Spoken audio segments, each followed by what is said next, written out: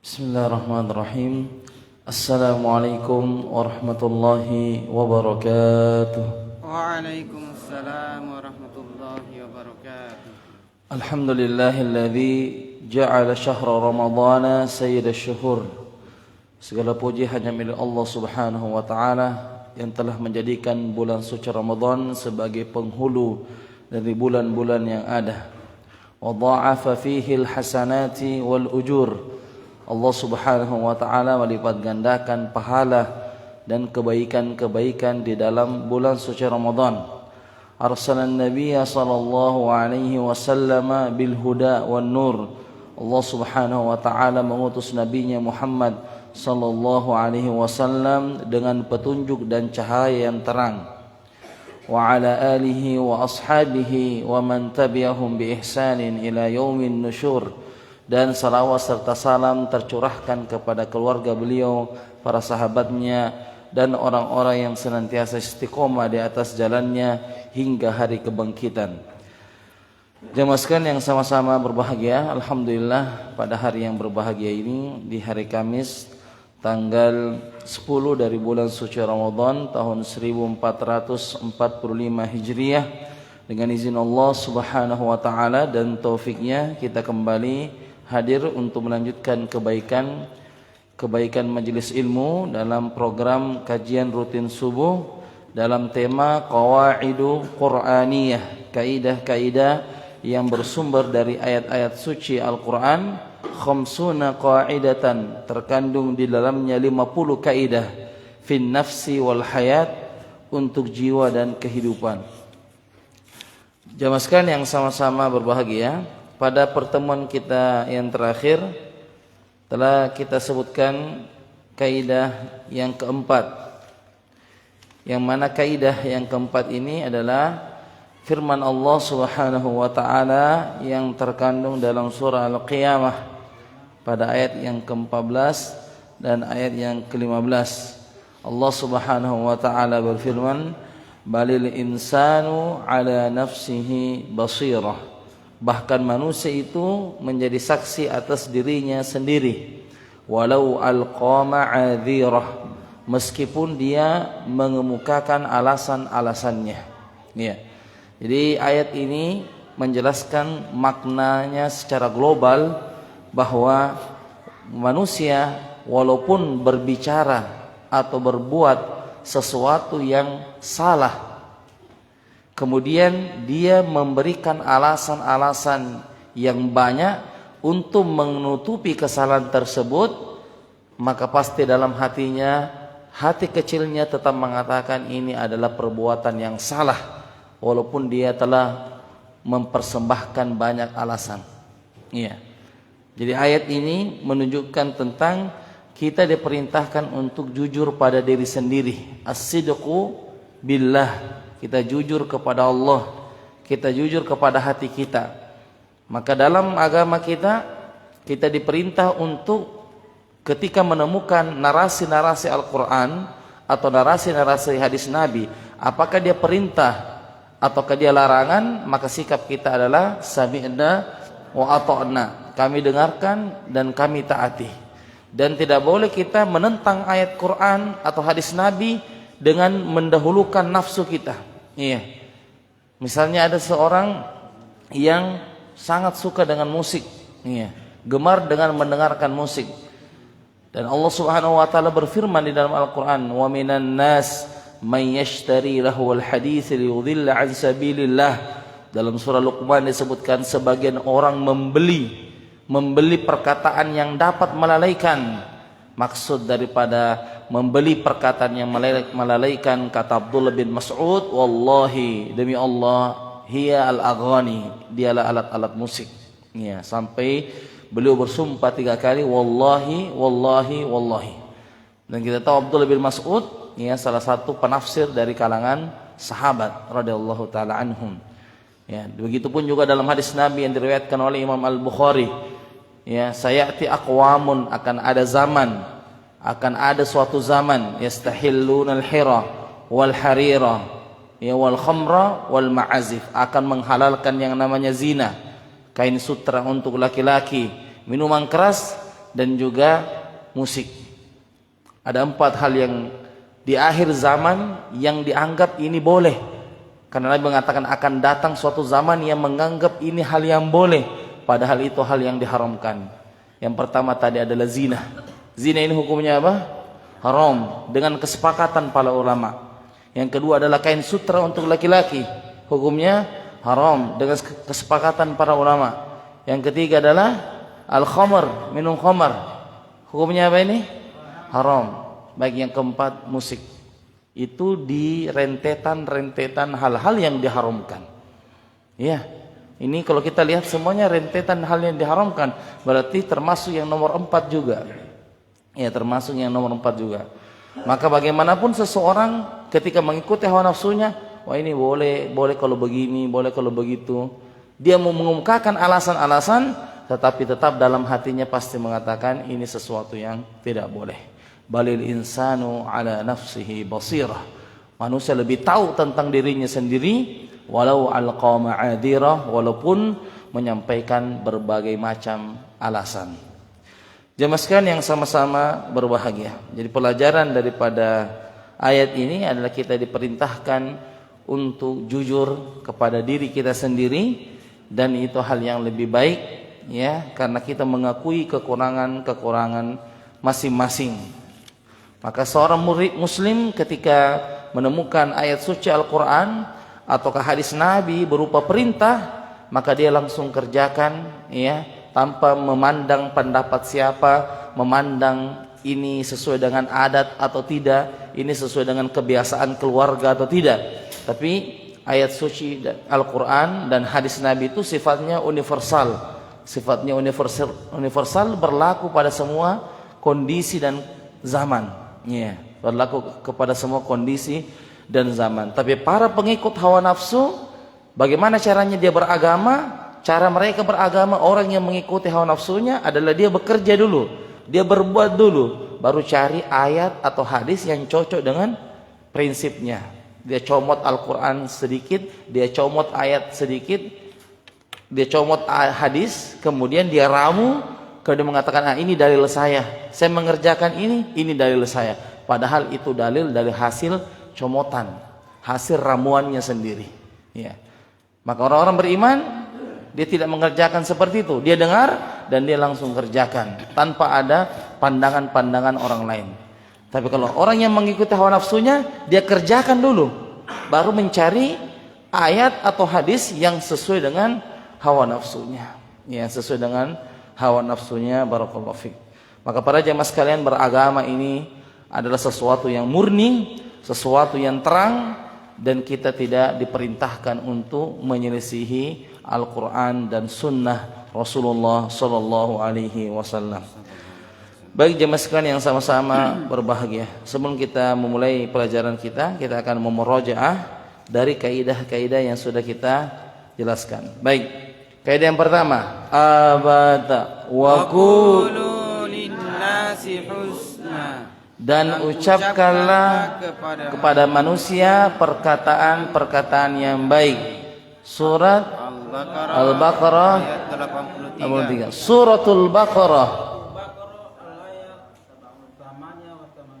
Salasa wa thamanun. Barakallahu fiik.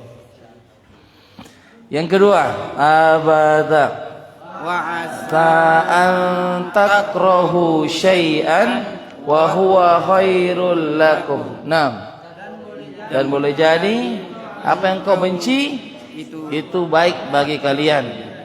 Wa asa an tuhibbu syai'an wa huwa syarrul lakum. Nah, dan boleh jadi apa yang kau suka itu buruk bagi kalian. Wallahu ya'lamu wa antum la ta'lamun. Sesungguhnya Allah Maha mengetahui apa yang engkau tidak ketahui. Suratul Baqarah ayat 216. Suratul Baqarah al-ayah 216. Yang ketiga, wala tansawul fadla bainakum Innallaha bima ta'maluna basir. Artinya, dan janganlah engkau lupakan kebaikan salah seorang di antara kalian. Sesungguhnya Allah Maha melihat apa yang engkau kerjakan. Suratul Baqarah 200 ayat 237. Suratul Baqarah mi'atain sab'ah wa salasun. Baik, barakallahu fiik. Kemudian yang keempat, abata balil insanu ala nafsihi basir. Nah, bahkan manusia menjadi saksi atas dirinya sendiri, walau alqa ma'adzirah,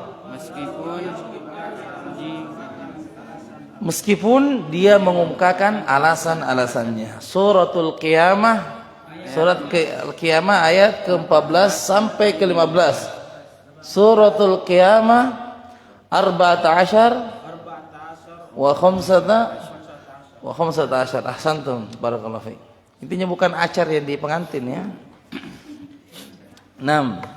Jamaah sekalian yang sama-sama berbahagia, insyaallah taala kita akan lanjutkan pelajaran kita pada pagi hari ini. Wa hadza majlisu al-ashir min kitab Qawaidi Qur'aniyah 50 qa'idatan fi an-nafs wal hayat al-muallifu asy-syekh Umar bin Abdullah al-Muqbil hafizahullah taala. Bismillahirrahmanirrahim. الحمد لله الذي وفقنا للأعمال الجارية والصلاة والسلام والبركات على خير البرية نبينا محمد وعلى آله وأصحابه والذرية. اللهم اغفر لنا يا الله ampuni kami ولأستاذنا dan guru kami وللحاضرين dan yang hadir di majelis ini walil muslimina ajma'in dan seluruh kaum muslimin.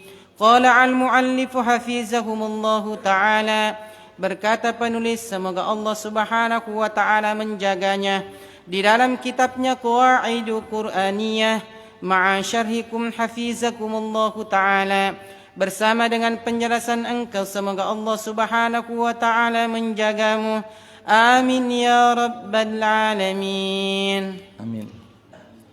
Kaidah kelima, dan sungguh merugi orang-orang yang mengada-adakan kedustaan.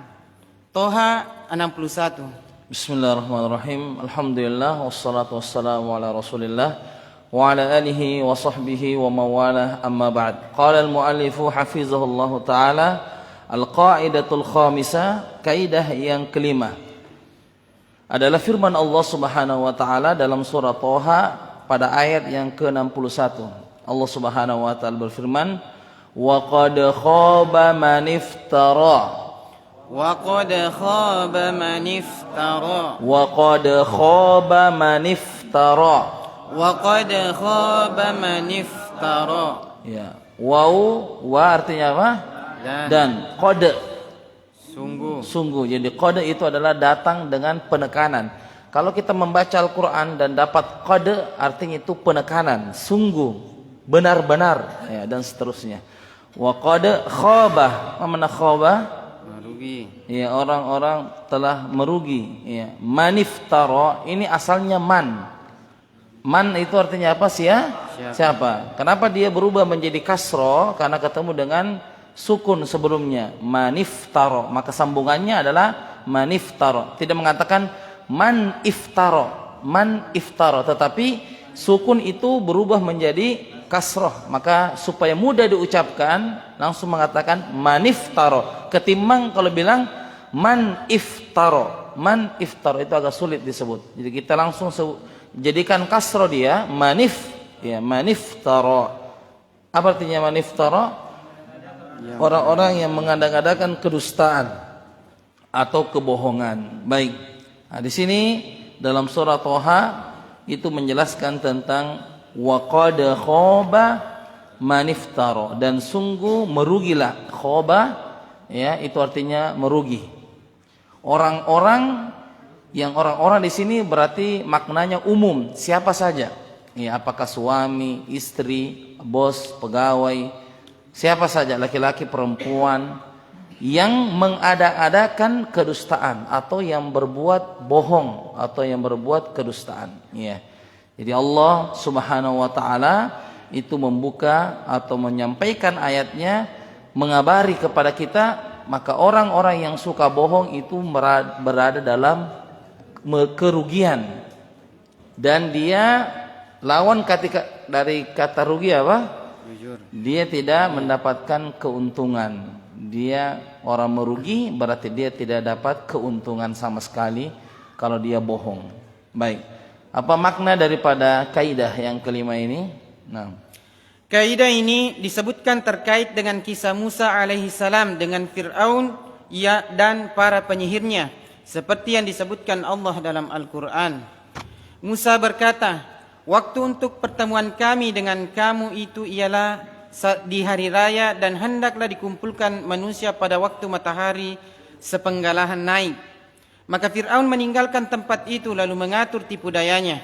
Kemudian dia datang. Musa berkata pada mereka, celakalah kamu, janganlah kamu mengada-adakan kedustaan terhadap Allah, maka dia membinasakan kamu dengan siksa, dan sungguh merugi orang-orang yang mengada-adakan kedustaan. Maka mereka berbantah-bantahan tentang urusan mereka di antara mereka, dan mereka merahasiakan percakapannya. Toha 59 sampai 62. baik. Di sini disebutkan tentang kisah Nabi Musa alaihissalam melawan Fir'aun alaihi minallahi ma yastahiq la'natullah dan para penyihirnya. Disebutkan oleh Allah Subhanahu wa taala, qala mau'idukum yaumuz zinah. Musa berkata, kapan kita berduel atau kapan waktu berduelnya? Waktu untuk pertemuan kami yaitu dengan hari raya. Dengan kamu itu adalah di hari raya mereka. Maksudnya hari rayanya kaumnya Fir'aun. Ya. Jadi waktu untuk berduel ini kapan waktunya? Waktunya adalah pilih waktu hari raya mereka. Jadi Fir'aun dan kaumnya itu punya hari raya. Ya. Seperti kita ada hari raya, hari Jumat, Idul Fitri, Idul Adha. Nah, ini Nabi Musa suruh pilih mana yang hari yang banyak orang. Kenapa dipilih hari raya? Karena supaya banyak orang yang menonton. Ya, supaya banyak orang yang menonton. Kemudian, dan hendaklah dikumpulkan manusia pada waktu matahari sepenggalahan naik, yaitu dikumpulkan di waktu yang semua orang sadar, yaitu waktu duha. Ya, di waktu duha. Sekali lagi tujuannya agar manusia banyak yang menonton dan bisa menyaksikan sebenarnya siapa yang menang atau siapa yang jujur, ya, siapa yang menjadi orang yang jujur. Maka Fir'aun meninggalkan tempat itu lalu mengatur tipu dayanya. Kemudian dia datang, Musa berkata, sebelum duel ini berlangsung, ya, sebelum Musa menampilkan para penyihir tersohor di negeri itu, jadi ini ceritanya Nabi Musa akan melawan dari penyihir-penyihir Fir'aun. Ya, dan memang Fir'aun itu sudah sampaikan di kampungnya yaitu Mesir, ini lokasinya di Mesir, untuk menyebutkan cari penyihir-penyihir tersohor di negeri ini, penyihir-penyihir terhebat di negeri ini, ya. Maka sudah mulailah di WA di grup, ya. Coba siapa yang ready, yang bisa datang silakan datang, ya. Penyihir-penyihir terhebat. Jadi ada memang grupnya khusus. Maka datanglah penyihir-penyihir itu sebelum diadakan duel, ya. Bedakan antara duel dengan duet, ya. Beda, ya. Kalau duet apa? Itu bersamaan, dia artinya selaras. Kalau duel ini berlawanan, ini bertengkar, ya. Musa berkata kepada mereka, celakalah kamu. Jadi Nabi Musa memberikan nasihat sebelum mulai, celakalah kamu, janganlah kamu mengadakan kedustaan terhadap Allah, maka dia membinasakan kamu dengan siksa, dan sungguh merugi orang-orang yang mengada-adakan kedustaan. Maka mereka berbantah-bantahan tentang urusan mereka di antara mereka, dan mereka merahasiakan percakapannya. Kemudian mereka duel. Setelah Nabi Musa menyampaikan nasihatnya tapi tidak mempan untuk Fir'aun, maka tetap Fir'aun menjalankan tugasnya. Maka suruh penyihir untuk mengeluarkan jurusnya. Maka mereka mengeluarkan penyihir itu dari ular-ular kecil, ya, keluar ular-ular kecil, ya. Dari tali berubah menjadi ular. Ya, ini penyihir ya. Jadi dia tali tapi menghipnotis mata manusia, itu adalah ular padahal tali, ya. Kemudian diperintah oleh Nabi Musa, heran Nabi Musa, ya. Sempat kaget Nabi Musa, ya. Sempat kaget ketika ada tali kemudian berubah menjadi ular, ya. Dan itu banyak, bukan satu, tapi banyak. Coba kalau banyak ular di depan kita, itu rasa takut ada, ya. Hampir Nabi Musa mau kembali, mau pulang. Sempat takut, tapi Allah memerintahkan, ya, fa'alqi 'asaka. Maka lemparlah tongkatmu wahai Musa. Maka dilempar tongkatnya Nabi Musa dan berubah menjadi ular besar dan memakan ular-ular kecil itu. Ya, memakan ular-ular kecil itu. Bagaimana kedustaan dari bagaimana kedustaan daripada Fir'aun? Mereka mengatakan, ini kan sudah kalah Fir'aun ceritanya. Karena sudah dimakan ularnya oleh ular besarnya Nabi Musa. Tapi ini bayangkannya bayangkan saja, ditonton setelah sholat Idul Fitri. Banyak orang atau tidak? Banyak orang lihat. Nah, Fir'aun ini sudah terjebak bahwasanya ini dia kalah. Ya. Tapi untuk mengubah pemikiran orang bahwasanya Fir'aun yang tetap menang, maka dia langsung ambil mikrofon, ya, kalau bahasa gitu ya. Dia langsung ambil mikrofon dengan mengatakan, wahai sekalian kaumku, kalian tahu bahwasanya penyihir saya ini itu punya guru, dan gurunya adalah Musa. Langsung fakta di lapangan langsung diubah oleh Fir'aun. Langsung orang-orang yang nonton, oh ini gurunya.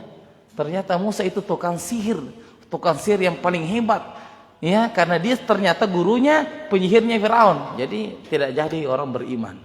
Ya, tidak jadi orang beriman. Jadi ini Fir'aun ini kalau kita mau lihat kisahnya dari awal sampai terakhir, ternyata Fir'aun ini orang cerdas, orang pintar. Dan kalau ngomong itu sangat jago bersilat lidah. Ini Fir'aun. Ya, kalau ada terlalu jago bicara itu hati-hati ya. Ya, maksudnya politik. Ini hati-hati ini, ya.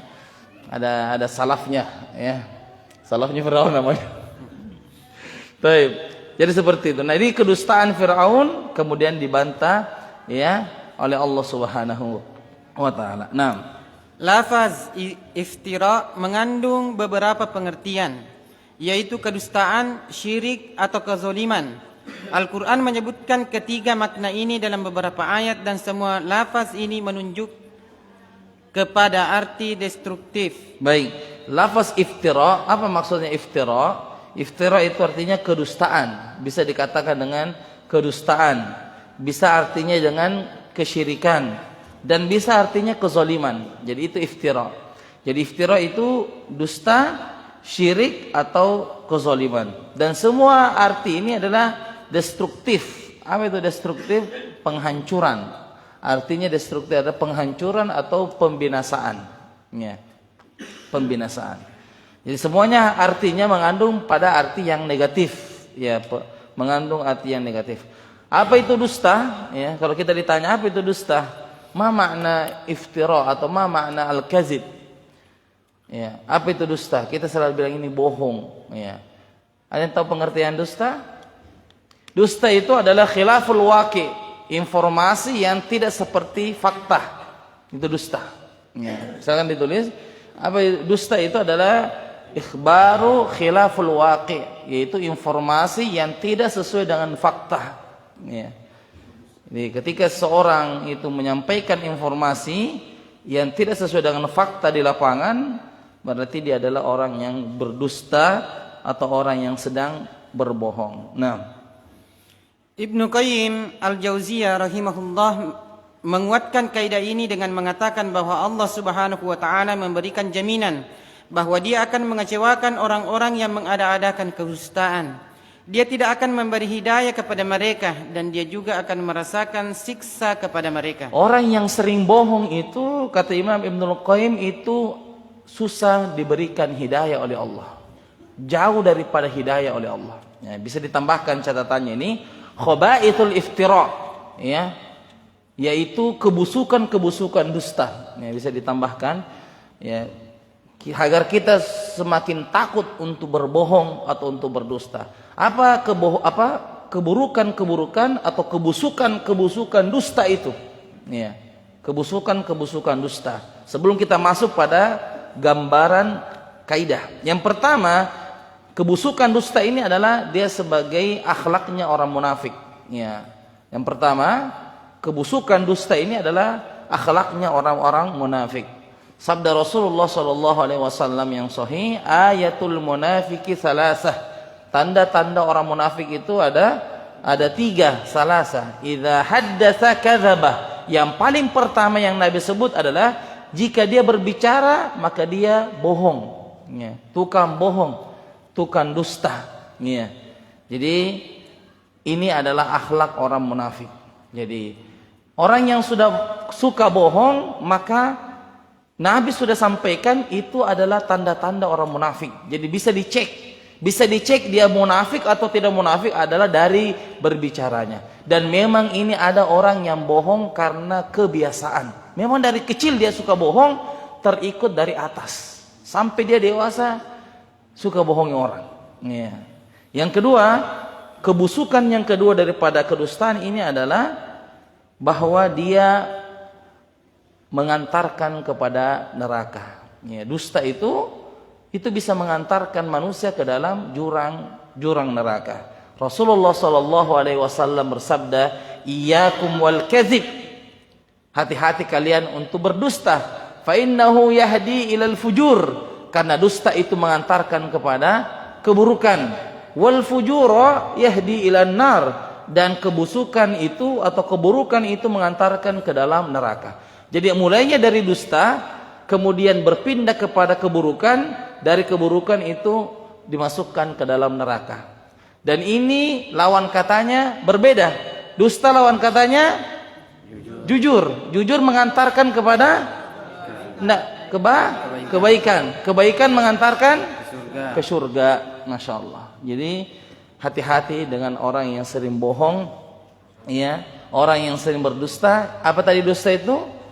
Menyampaikan sesuatu yang tidak sesuai dengan fakta. Itu adalah dusta.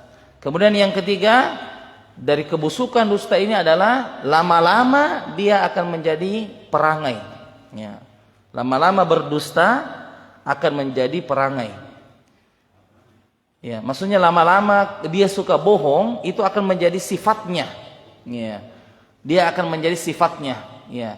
Bahkan Nabi SAW bersabda, hatta yuktaba indallahi kazzaban, sampai dia ditulis sebagai orang yang suka bohong. Itu tadi, orang yang bohong itu karena kebiasaan. Biasanya karena kebiasaan. Dari kecil dia sudah bohongi ibunya, bohongi bapaknya. Pas besar dia bohongi istrinya. Katanya keluar ngopi, betul ngopi tapi ada temannya di sampingnya. Bertemannya itu agak panjang rambutnya. Ya. Selingkuh dia. Ya. Jadi dia suka bohong. Ya. Dia suka bohong. Ya. Dan ada orang yang memang dia tidak afdol satu hari itu kalau tidak bohong. Ya, bagaimana cara dia bohongi orang? Ya. Nauzubillahi min dzalik. Dan Nabi sangat mencela perbuatan bohong. Bahkan Imam Ahmad, Masya Allah, saya baru dapat juga ya, perkataan Imam Ahmad mengatakan, orang muslim itu kadang jatuh pada seluruh dosa. Ya kan? Orang muslim itu jatuh pada seluruh dosa. Kata Imam Ahmad kecuali 2, jangan sampai kena, yaitu khianat dan bohong. Kata Imam Ahmad, itu orang muslim itu ya kadang saja khilaf, kadang jatuh pada perbuatan apa misalnya memandang wanita yang bukan mahramnya, kemudian banyak dosa. Tapi bagi Imam Ahmad itu 2 itu jangan kena orang muslim. Khianat dan dusta itu bukan akhlaknya orang beriman, bukan akhlaknya orang muslim itu. Ya. Jadi kata Imam Ahmad itu manusia kadang jatuh pada lubang dosa, tapi kecuali 2 ini jangan sampai kena, yaitu orang yang berkhianat, dikasih amanah dia khianat, dan yang kedua adalah orang yang berdusta. Bagi Imam Ahmad ini bukan akhlak orang Islam, tapi ini akhlak orang-orang munafik. Nauzubillahi min dzalik. Nah, gambaran penerapan kaidah ini. Jika Anda merenungkan baik-baik kaidah Al-Quran ini, maka Anda menemukan sebuah fakta tentang pihak-pihak yang paling banyak mengambil bagian atau terlibat langsung pada dusta ini. Di antaranya dusta yang mengada-ada atas nama Allah. Baik, nomor satu di antara makna dusta adalah nomor satu ini, dusta dan mengada-ngada atas nama Allah. Ini merupakan model dusta yang pertama. Jadi model dusta yang pertama adalah dia mengada-ada atas nama Allah. Nah, mengatakan sesuatu tentang Allah tanpa didasari ilmu pengetahuan dan penggambaran yang bermacam-macam. Allah berfirman, dan siapakah yang lebih zalim daripada orang yang membuat kedustaan terhadap Allah atau berkata, telah diwahyukan kepadaku, padahal tidak ada diwahyukan sesuatu pun kepadanya.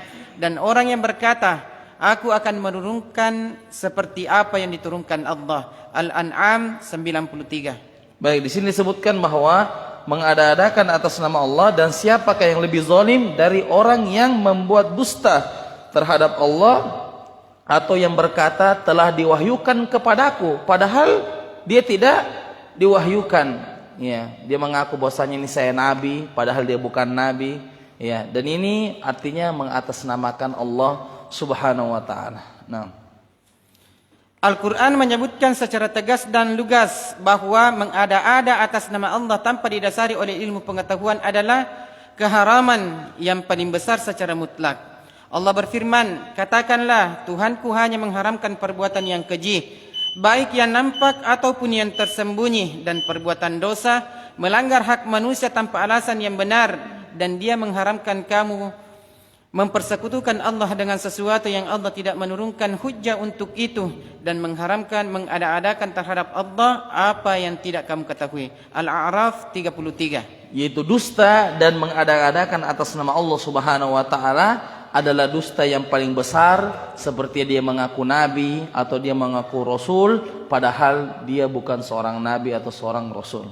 Nah, jika merenungi ayat ini, Anda akan memahami bahwa orang yang musyrik disebut melakukan kesyirikan karena berkata atas nama Allah tanpa didasari ilmu pengetahuan. Kalau kita lihat ayat ini, kesyirikan, kenapa disebut sebagai musyrik itu adalah kesyirikan? Karena berkata atas nama Allah tanpa didasari ilmu pengetahuan. Makanya hati-hati kalau kita berbicara dengan agama. Beragama itu adalah wahyu Allah. Agama itu adalah wahyu dari Allah. Maka tidak boleh kita berbicara sesuatu yang kita tidak tahu ilmunya. Iya, kita mengatakan halal, ini mengatakan haram. Iya, tidak boleh ketika kita ditanya dan kita tidak tahu, tidak boleh kita dengan hawa nafsu mengatakan boleh ji ini, enggak apa-apa ji ini. Iya, oh tidak batal ji ini. Iya, kata Imam Ibnul Qayyim punya kitab namanya I'lamul Muwaqqi'in. Artinya orang-orang yang bertanda tangan atas nama Allah. Siapa itu orang-orang yang bertanda tangan atas nama Allah? Yang gampang mengatakan ini halal, ini haram. Dia sedang bertanda tangan atas nama Allah Subhanahu wa ta'ala. Baik kalau sahih, tapi kalau salah, nah itu dosanya besar. Dan itu adalah kezaliman yang paling besar. Az-zulmu zulumatun yaumal qiyamah. Kezaliman itu adalah kegelapan pada hari kiamat. Maka kalau kita tidak tahu, kita bilang wallahu a'lam. Ya, saya tidak tahu. Ya, bagaimana hukumnya saya tidak tahu. Ya, baru kemarin belajar sudah. Ya, halal haram. Ya, berdakwah silahkan. Ya, tapi kalau kata Imam Ahmad beliau mengatakan bahwasanya fatwa tentang halal haram ini berat. Ya, karena kalau kita bilang halal, wah ini sesuatu yang betul-betul boleh dikerjakan. Kalau kita bilang haram, ini tidak boleh dilakukan. Contoh misalnya tentang puasa. Wa kulu washrabu, makanlah dan minumlah hatta yatabayyana lakumul khaytul abyadu minal khaytil aswadi minal fajr. Makan dan minumlah sampai terlihat benang putih di langit. Maksudnya sampai masuk waktu subuh baru kita berhenti makan. Kalau mengatakan misalnya imsak itu biasanya berapa menit sebelum azan subuh? 10 atau 5 menit sebelum azan subuh.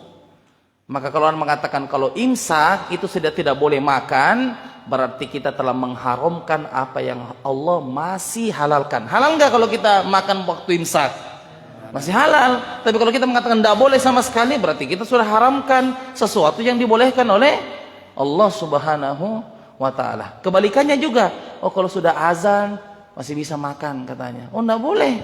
Berarti kita telah menghalalkan apa yang diharamkan oleh Allah Subhanahu wa taala. Katanya jangan sampai engkau letakkan piringmu sampai engkau menghabiskan semuanya. Padahal maksudnya adalah azan pertama, bukan azan kedua. Kalau kita makan azan pertama subuh, 1 jam sebelum subuh, itu makan terus karena memang belum masuk waktunya. Tapi kalau sudah azan, itu sudah benang putih.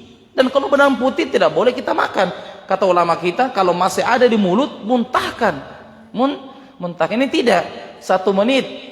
Jam 4.30 azan subuh, 4.29 diambil semua. Botol, piring. Allahu Akbar. Katanya yang ada di tangan jangan letakkan sampai dihabiskan. Jadi 1 menit sebelum itu ambil semua itu. Galon juga diambil sudah ya. Supaya Allah Akbar ya langsung. Dan itu ada. Ya, ada pesantren itu tidak usah kita sebutkan. Memang seperti itu, santrinya di 1 menit sebelum itu dia ambil memang perlengkapannya, ambil botolnya, ambil piringnya sengaja. Pas azan Allahu Akbar makan. Karena akhirnya katanya sebelum la ilaha illallah, sebelum kalimat itu masih bisa makan. Padahal benang putih sudah nampak. Itu firman Allah Subhanahu wa taala. Nah, kedustaan juga dilakukan oleh orang yang menghalalkan yang haram dan yang mengharamkan yang halal. Baik, ini bentuk yang kedua atau model yang kedua, orang-orang yang berdusta ya adalah yang menghalalkan yang haram dan mengharamkan yang halal. Allah Subhanahu wa taala sering menceritakan perilaku sebagian pendeta Bani Israel seputar hal ini. Ya, dan ini sering terjadi seperti pendetanya Bani Israel yang biasanya itu sesuatu yang halal dia bilang haram, sesuatu yang haram dia bilang halal. Ya, makanya Imam Ahmad mengatakan hati-hati kalau kita berbicara tentang halal dan haram karena ini menyangkut tentang kepribadian seseorang. Contoh sebagian ulama itu tentang masalah talak misalnya, dengan masalah talak. Kalau ada masalah-masalah seperti talak, apakah sudah jatuh talak atau tidak, itu fatwanya bukan kepada semua ustadz, tapi fatwanya itu ada di pengadilan. Pergi di pengadilan. Iya. Tidak boleh sembarang kita menjawab. Kita mau ini jatuh mi kapan? Tidak boleh kita jatuh mi kapan? Ketika ada suami mengatakan pulang kamu ke rumah orang tuamu, itu jatuh talak atau tidak? Itu pergi ke pengadilan. Di situ juga ada yang paham pasti. Ya. Jangan tanya ustaz ini gimana ini boleh?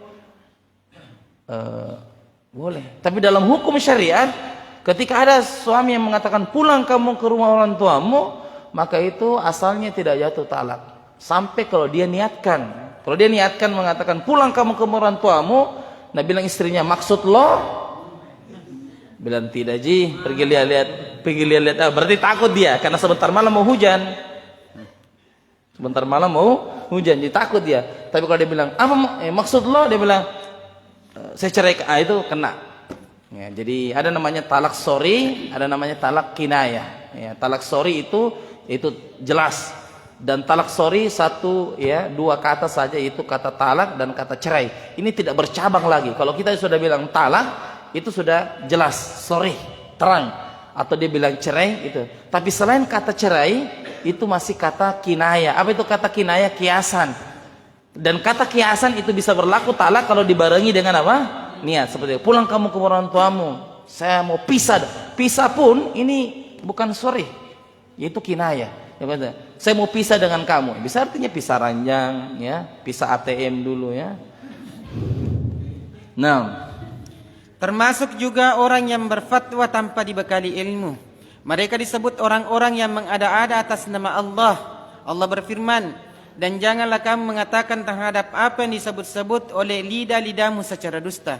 Ini halal dan ini haram, untuk mengada-adakan kebohongan terhadap Allah. Sesungguhnya orang yang mengada-adakan kebohongan terhadap Allah tiadalah beruntung. An-Nahl 116. Baik, bentuk yang ketiga dari model orang dusta adalah apa? Berfatwa tanpa dibekali ilmu. Ini juga ya. Jadi ini kebohongan atau model yang ketiga, yaitu orang-orang yang terbiasa menjawab tanpa dibekali ilmu dengan perasaan.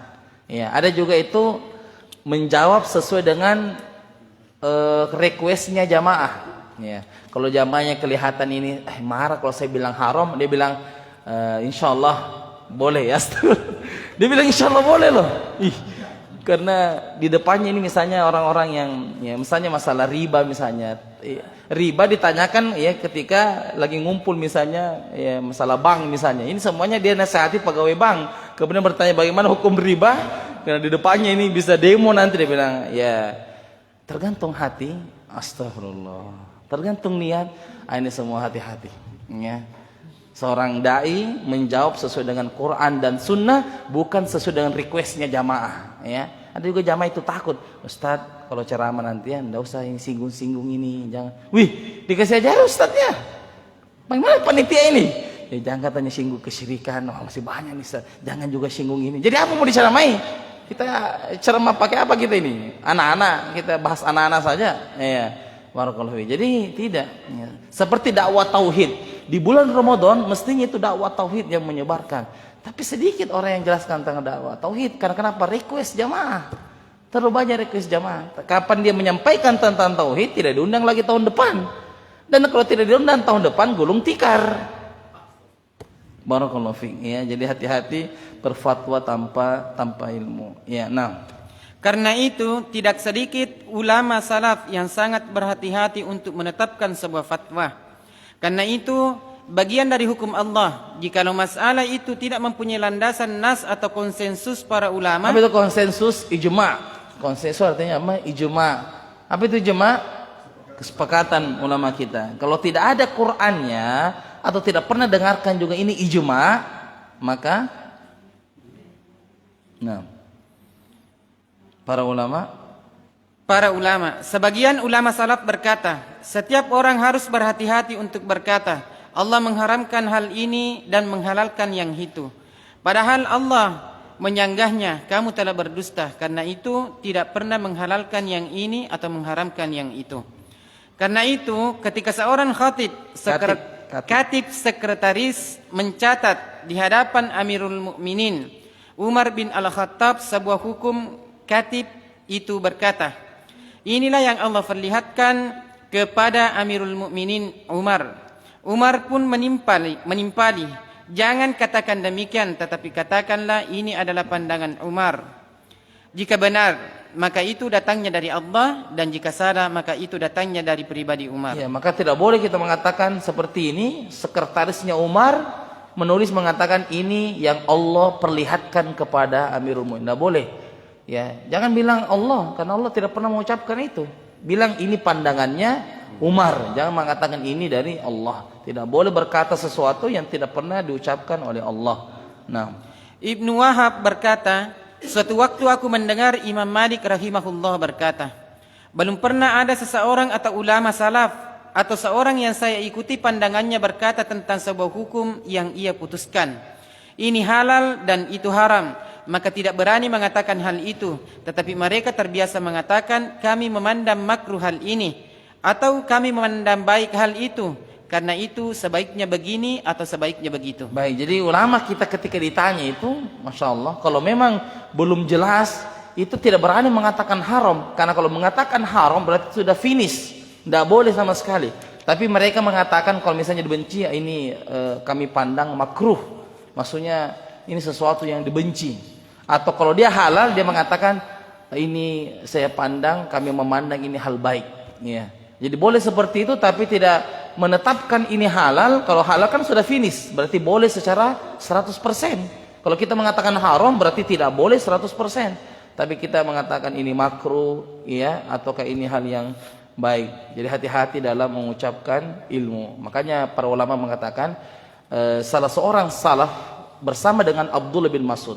Beliau mengatakan kami melakukan safar dari Madinah ke Mekah, dan itu perjalanan dulu 14 hari, 14 malam, dan kami tidak pernah menemukan Abdullah bin Mas'ud mengucapkan fatwa, walaupun satu fatwa tidak pernah. Jadi jalan saja dengan beliau safar. Ya. Beda dengan safar kita ya. Kalau safar kita kan Masya Allah berapa fatwa keluar. Ya, lagi sopir ya satunya ini. Bagaimana itu hukumnya itu jamak kasar ya? Bisa aja kasar. Wah boleh ji. Wah 1000-an fatwa keluar kalau orang safar. Ya. Padahal Abdullah bin Mas'ud dari Madinah ke Mekah 14 hari tidak keluar, satu fatwa pun tidak keluar. Kenapa? Kata Abdullah bin Mas'ud, saya takut sama Allah Subhanahu wa taala, jangan-jangan saya salah. Ya, tapi kadang kalau orang safar sekarang di zaman sekarang ini kalau naik mobil cerita dengan sahabat-sahabatnya gimana ini, oh boleh ini boleh gitu, bahaya.